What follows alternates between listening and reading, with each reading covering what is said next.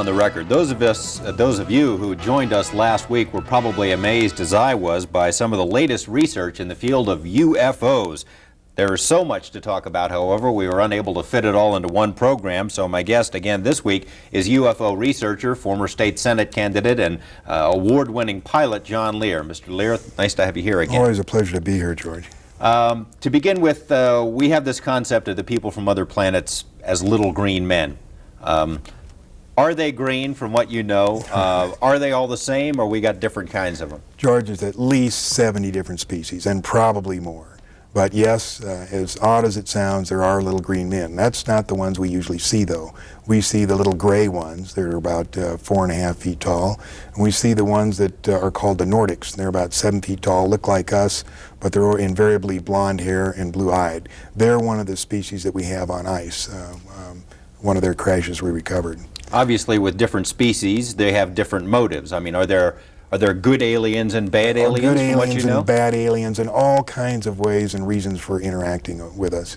And what are some of the reasons? Why would they be here? Genetic experiments, trying to, there's a misconception here. People think that our space brothers would bring us, good things and teach us how to get rid of all our diseases. And, if you stop and think about it, that may not be the best thing, because if you had a society without any disease and everybody starts living 150 years, that creates a lot of problems.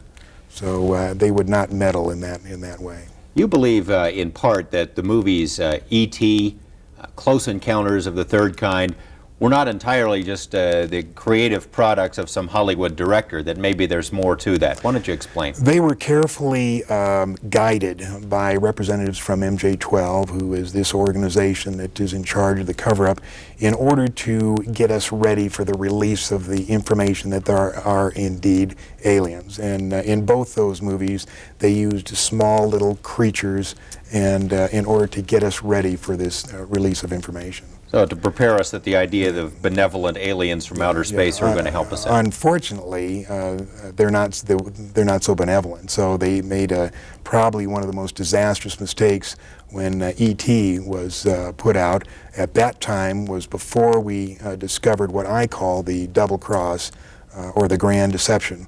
And they were trying to get us used to the benevolent little creatures, but that isn't the case. Why don't you take a couple of minutes? Now, you've done as much research on UFOs as just about anyone, I'd imagine, and if you haven't done it, you know people who have. Where did it all start, and how have we put this picture together of where they came from and why they're here? Well, the whole thing started in July 2nd, 1947. That was the first crash. First crash of an alien spaceship. Of an alien spaceship.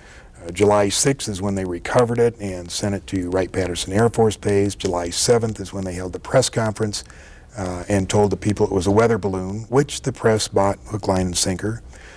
September of that year, President Truman established MJ-12, and the purpose of that was to study the saucers and cover up the existence of UFOs. And you say we recovered alien bodies from that incident, right? 4 from that particular crash, yes. And what'd they do with them?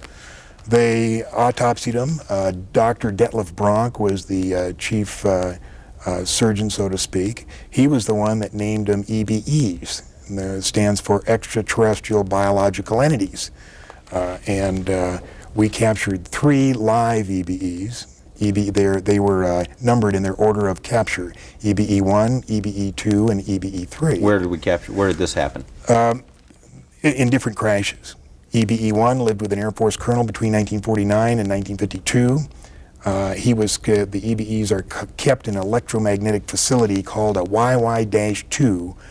It was designed by a Dr. Eric Wang, who worked directly for Dr. Kissinger, who has been in this cover-up since the very beginning. The reason they had to create an electromagnetic facility is the fact that the EBEs are so advanced, they're at least 500 million years advanced from us, and probably more. They can move by thought. Move by thought. And they can also disappear. But they can't move by thought through electromagnetic facilities. So they built this facility. There was 2, one in Los Alamos and one either at Edwards or up at the test site. At Groom Lake, Nevada. At Groom Lake. Now there's still one EBE still living, EBE-3, and there is a videotape that eventually is going to be released to the public, and it's an interview with him. As hard as that may sound, as hard as that may be to believe, there is a videotape of an interview with EBE-3. And what is this language that the interviewers are? I haven't seen the tape, so I don't know. But on this trip I told you I took gathering all this information, a guy in Albuquerque handed me 25 secret CIA memos. And if anything can be humorous in all of this, one of these memos, in the body of the text, it said, by the way, EBE-3 wants to see the ocean. We better make the arrangements or he'll disappear again. So while he couldn't get out of this facility, he could make himself disappear and cause him a lot of trouble.